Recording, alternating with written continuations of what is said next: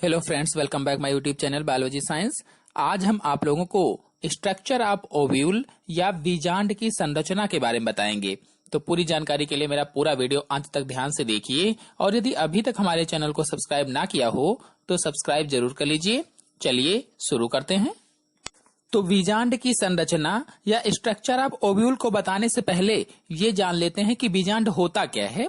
तो आपने फूल देखा होगा, पुष्प देखा होगा, फ्लावर देखा होगा, तो उसमें जो जायांग होता है या गायनोशियम होता है, इसके अवयव को स्त्री केसर या अंडप कहा जाता है और ये पुष्प के मादा जनन अंग होते हैं।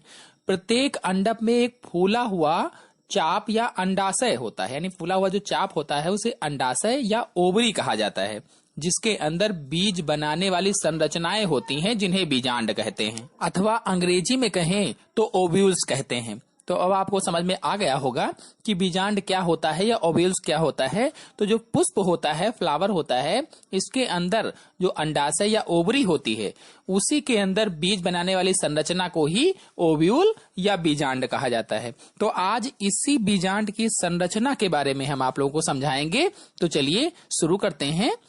स्ट्रक्चर ऑफ ओव्यूल का जैसा कि आप चित्र देख रहे हैं, एक प्रारूपिक परिपक्व बीजांड, यानी एक प्रारूपिक यहाँ पर लिया गया है, किसी एक पर्टिकुलर बीज को नहीं बताया गया है। तो प्रारूपिक परिपक्व बीजांड लगभग गोलाकार संरचना में होता है, जो निषेचन क्रिया के बाद बीज में परिवर्तित हो जाता है। यानी जब निषेचन होता है तो निषेचन के बाद यही क्या होता है, बीज बन जाता है।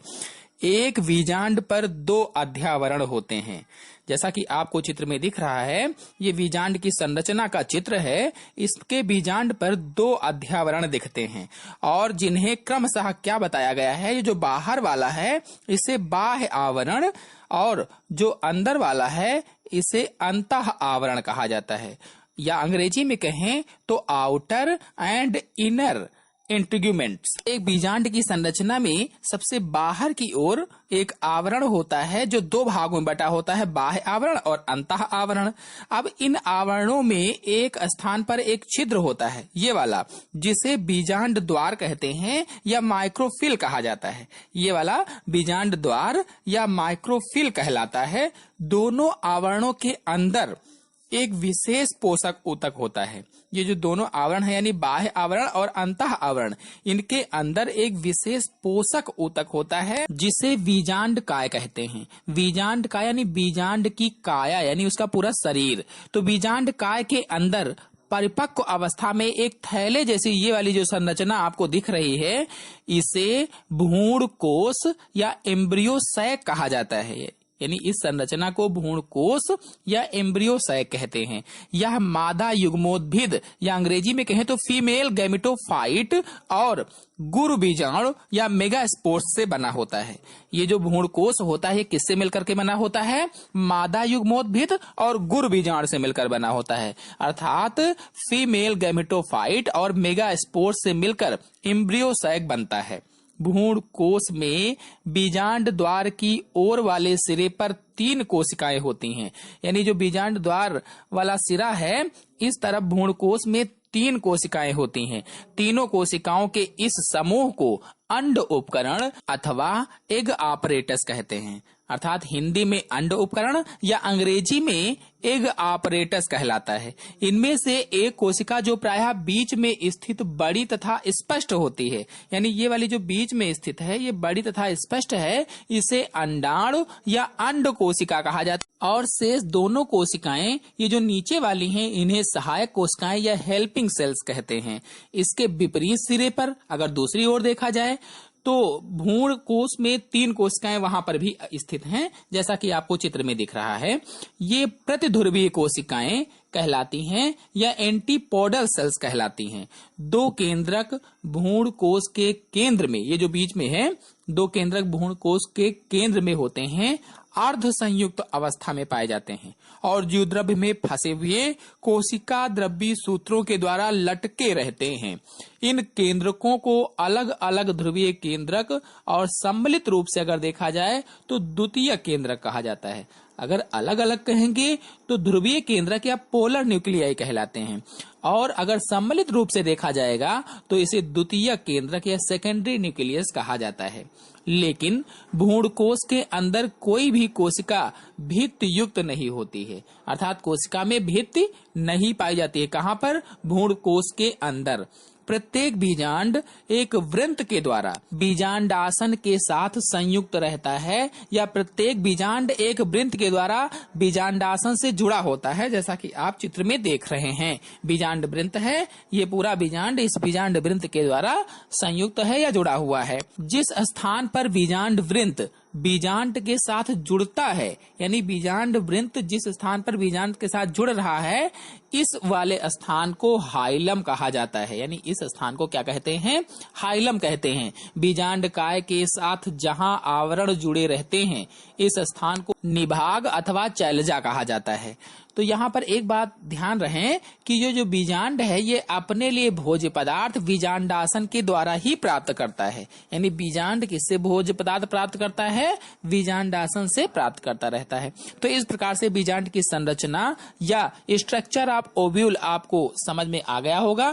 चलिए अब फ्लावर से संबंधित या इस पार्ट से संबंधित कुछ महत्वपूर्ण ऑब्जेक्टिव क्वेश्चंस आपको बता देते हैं। पहला प्रश्न है, अंडाशय में बीजांडों की व्यवस्था को कहते हैं। यानी अंडाशय के अंदर जो बीजांड होते हैं, उनकी व्यवस्था को क्या कहा जाता है?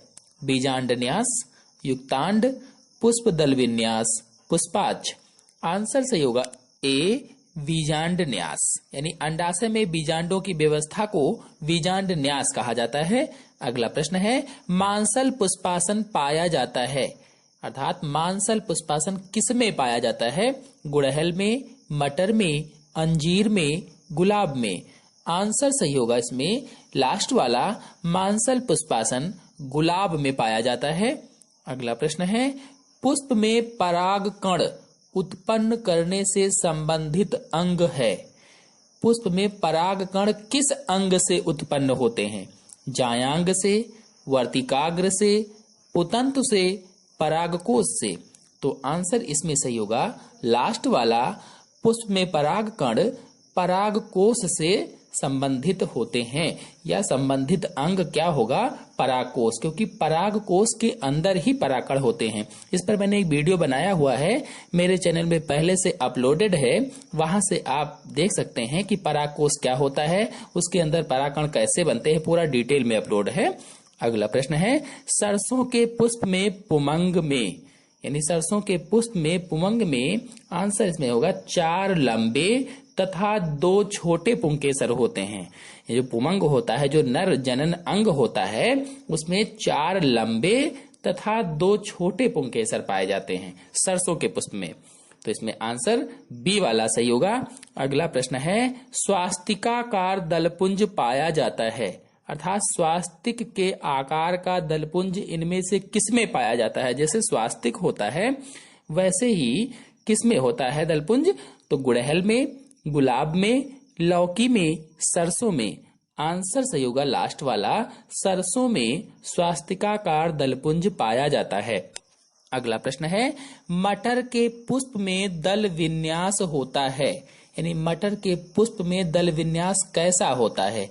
आरोही कोरछादी, व्यवर्तित, कोर स्पर्शी, अथवा लास्ट वाला है अवरोही कोरछादी।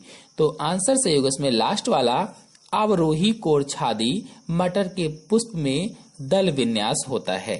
अगला प्रश्न है, चने के पुष्प में पुंकेसरों की संख्या होती है। ये वेरी मोस्ट इंपॉर्टेंट क्वेश्चन है, अधिकतर कॉम्पिटिटिव एग्जाम्स में पूछा जाता है।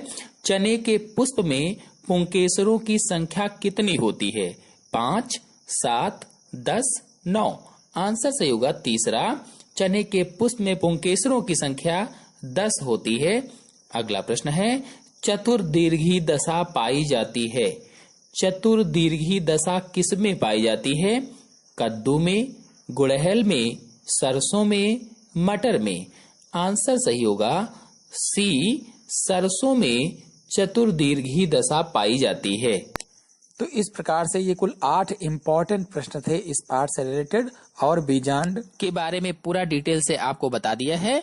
आशा है आप लोगों को अच्छी तरह से समझ में आ गया होगा। तो आज के अंक में इतना ही। अगले अंक की जानकारी के लिए मेरे चैनल को सब्सक्राइब कर लीजिए और साथ में बेल आइकन को भी प्रेस कर लीजिए ताकि अगले आने वाले वीडियो की नोटिफिकेशन भी, उसकी जानकारी भी आपको सबसे पहले प्राप्त हो जाए। धन्यवाद।